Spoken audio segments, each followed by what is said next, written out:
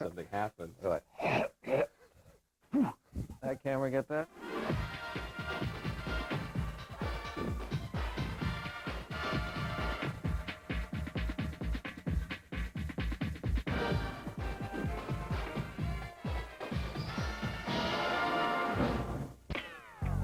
On screen, his brooding demeanor and ironic intelligence have come to embody all the suspicions of his troubled time. The man was abducted. We all know it. Everybody in this room knows it. Off-screen, he has moved in one decade from Ivy League intellectual to unlikely heartthrob, even after marriage to an equally dazzling primetime star. This fall, 37-year-old David Duchovny returns to the big screen, where his acting career began, for a starring role in Playing God, while remaining on TV in the role that transformed his career, Fox Mulder on The X-Files. Following my career? As the show runs the paranormal gamut from UFOs to ESP, time travel to telepathy, its intricate plotting, enigmatic characters, and memorable theme song have made The X-Files the most talked about and avidly watched TV drama of its time, and made its leading man a cultural icon. First one we're doing is like, here we're on Fox, we're a show about aliens, nobody's watching. Of course, who would? Just keep watching, it's unbelievable. That's unreal. And then after the first year, it became clear that people were starting to watch. There are beings, aren't there, Dwayne? Are they tall or small? No, Diminutive? By the third year, felt like everybody was watching, and I was like, what do we do now? Answer? Take another shot at the movies. And so he took on the lead in Playing God, starring as a disgraced surgeon who gets a chance to re-enter the world of medicine when a crime lord kidnaps him and asks him to heal some very unsavory patients. Dr. Eugene Sands. How do you know my name? Took an interest. You gonna hurt me? Are you asking because you're afraid or because you want me to? I'm just trying to plan my day. For the young Duchovny, becoming an actor wasn't in the plan. Raised in Manhattan, he was the child of an educator and an author, a high-scoring shooting guard for his prep school basketball squad. He became an English major at Princeton and went on to grad school at Yale, where he earned a master's and was en route to a PhD. I always felt like I had to do well in school to continue on, and I was scared to screw up. Nevertheless, at 27, he bolted academia and headed for New York, determined to make it as an actor. Right at the start, he caught a break. I just have to act now, you know. Well, my actions are going to be what you see. So anything I say is just going to be bullshit. New Year's Day, directed by the famously self-indulgent indie filmmaker Henry Jaglom, took 3 days to shoot and gave Duchovny the first chance to see himself in action. When we did New Year's Day, afterwards we all sat down and we watched the dailies. We watched all the footage. And I was mortified because I'd seen a photograph of myself, but I'd never seen a moving photograph of myself. And you worry that it's going to be that same kind of alienating and horrible experience of hearing yourself on a recorder. And I was like, that's not my voice. I don't sound like that. That's not me. I don't look like that. Get out. Look, it was not Billy, me. It get was out not of me. my house now. Look, I'm naked. Don't throw me out like this. Yes, I'm throwing you out like this. It's cold out there. No. Then I was kind of interested. This is going to sound like totally self-loving, but I thought it's okay. It wasn't horrible. It wasn't uninteresting. There was some kind of energy there.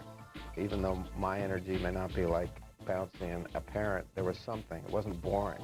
So I thought, okay, I won't go back to Yale right now. Maybe I'll pursue this. It can work, I thought. You think you're bad? I don't know bad, but yeah, maybe it's bad.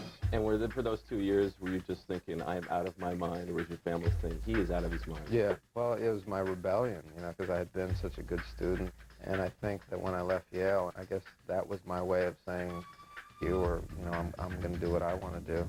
But I was scared. I wasn't that young. I was like 26, 27. And it was a little too old to be doing that. And it wasn't like people were saying, hey, you should great, be. man. Yeah. It wasn't like that. It wasn't like it's only a matter of time. Just hang in there. It wasn't like that at all. It was like, why would you leave Yale? This is Celebrity Jeopardy! Was there the sense that if you're a smart guy, you can't be an actor? This fruit sugar is also called levulose. If you're a good-looking guy, you can't be intelligent? What is fructose? That's it, and that takes you to 9,300. What happens is a lot of times in the movie business, people think actors are stupid. And I guess there was also the idea that, acting is instinctual and that somehow it had like been bred out of you in school, that if you read too much, you've lost touch with your instincts. Duchovny's instincts and his good looks began to win him a steady stream of smaller roles by the early 90s as he tried to figure out what his on-screen persona might become. First, I thought I was funny. I thought I was like a Tom Hanks kind of a guy. Coop. Dennis? It's a long story, but actually I prefer Denise if you don't mind. Okay. And then I realized that I didn't have that kind of energy, so it didn't work. It's a pleasure to meet you, Sheriff. And then I thought I was like a dark, brooding bad guy. I killed a man once. For how much? For $1,000. Comical or brooding, Duchovny was unafraid of taking risks and taking off his clothes.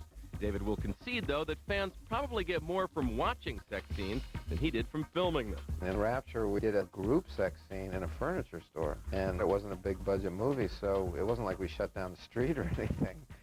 And basically naked, on a bed in a furniture store with Mimi Rogers and another woman, and, people walking by.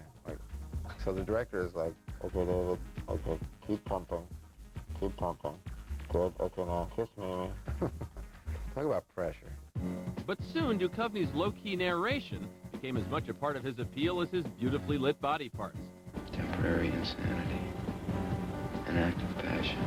For Showtime's Red Shoe Diaries, David's wounded character became the framing device on this soft porn series. At first, when I would audition and things like that, people would say, he's monotone. And I thought, I've got a bad voice. Too excited. It doesn't seem to be able to go up and down. Too much energy. I mean, I feel it. It just doesn't come out. So I thought, well, my voice must be okay if they're asking me to read all this shit. When you dream, there are no rules. People can fly. Anything can happen. David took on the narrative again in the neo-noir California, a homicidal road picture which starred Brad Pitt and a fresh from Cape Fear Juliette Lewis. Working with Juliette was really a trip because she's like a wild child. Come on, show your love. I'm sure she has technique and I'm sure she has training and stuff, but you can't see it, which is great. And she would just do anything. She was kind of fearless and improvising, and it's kind of scary to be in a scene with her, but exhilarating at the same time. I can't wait to get on the road. I love that convertible. Yeah, it's great. 'Cause I like wind, Brian. So do I. When we come back, David serves up the X-Files and returns to his film roots in the morality tale of playing God. I went with playing God from the pitch. Doctor does drugs, loses license. Doctor falls in with bad guys. Doctor finds redemption.